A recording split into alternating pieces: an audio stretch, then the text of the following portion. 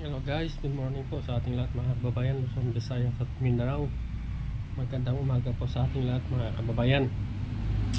At nandito po tayo sa ikasyam na araw na ng impeachment trial laban sa ating Vice Presidente mga kababayan.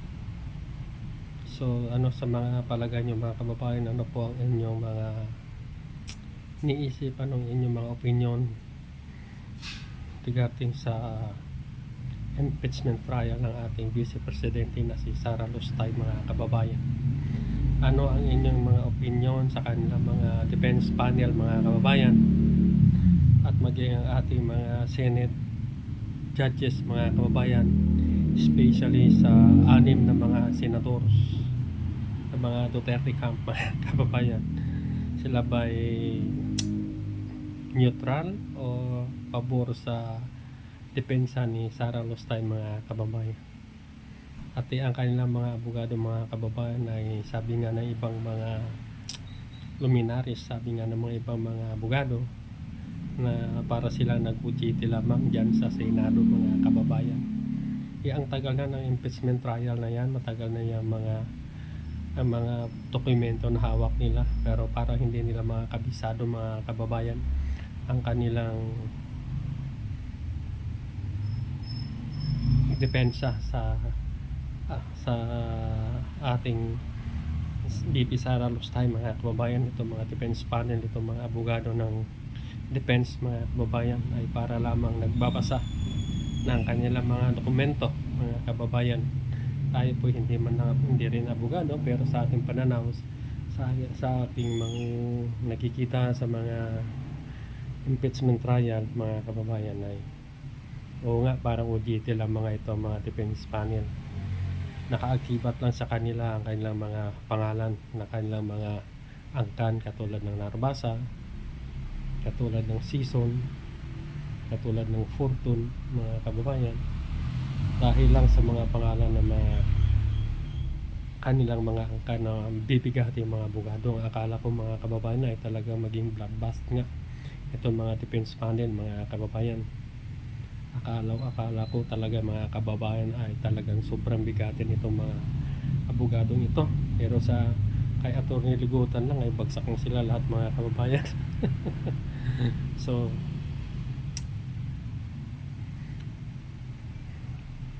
tapos dadagdagan ng 16 na abogado plus 6 na senador na Duterte Cap. So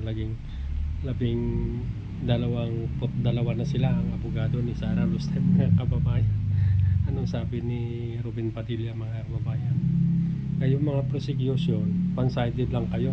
Siyempre, bakit hindi ka maging one-sided? Prosecution ka, siyempre ikaw nagpo-prosecute sa tao, dapat papatunayan mo naman nagkasala siya. Siyempre magiging one-sided ka. Ikaw defense panel, one-sided ka din doon sa depensa mo, hindi yung anong gusto ni Ruben Padilla mga kababayan, maging neutral ang prosecution. Ikaw Ruben Padilla ang magiging neutral, hindi ka magiging abogado rin ni Sara Lustay. Lahat ng mga kasamaan mo naging abogado na, lalo na si Cayetano, ang magkapatid na yan na Cayetano mga kababayan. Kaya sana magising na itong mga ibang mga senador dyan sa mga Duterte, at masaya ito mga kababayan pag nabuksan na ang kanilang salin, nabuksan na ang kanilang tax account, pati itong AMLAC na ito mga kababayan. Masarap, magandang panoorin nito mga kababayan. Tapos ito pa si Sara Lustay mga kababayan, humiling pa ng catering para doon sa kanyang defense panel, pati doon sa namang kanyang OPP, dahil wala na daw atas lang budget. Pero nasaan siya ngayon mga kababayan? Andun sa Netherlands, ang sarap ng buhay. Tapos sasabihin mo walang budget, wala kang ipapakain sa defense panel mo. 16 nga yan binayaran mong abogado. 7 buwan pa lang naubos na pa 1 billion na budget mo. Sara Lustay, 1 billion, kulang-kulang 1 billion ng budget mo. Wala ka namang ginawa, wala ka namang proyekto. Pasweldo lang sa tao mo. Ano ba bang ginawa ng walang-kulang 1 billion na budget mo? Tapos, humiling ka sa Senado, ang kapal ng mukha mo naman. Ikaw nga nasa Netherlands ka.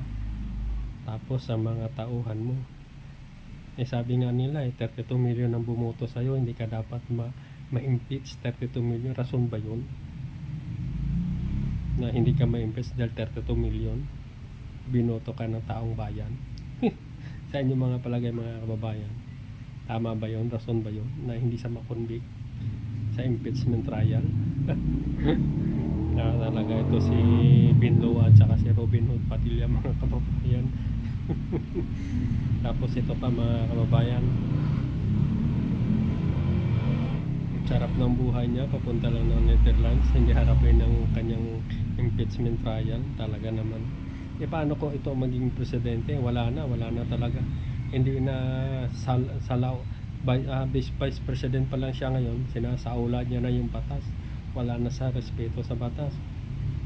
Hindi nga siya nagpapakita sa hearing Sabi ni Binwan, 80% daw yung kanyang average ng kumuha ng board exam.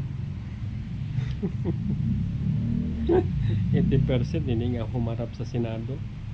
Depensa niya sa sarili niya kung talagang magaling siya. Diba mga kababayan? Ano sa tingin niyo? Kapal ng mukha itong VP Sara natin mga kababayan.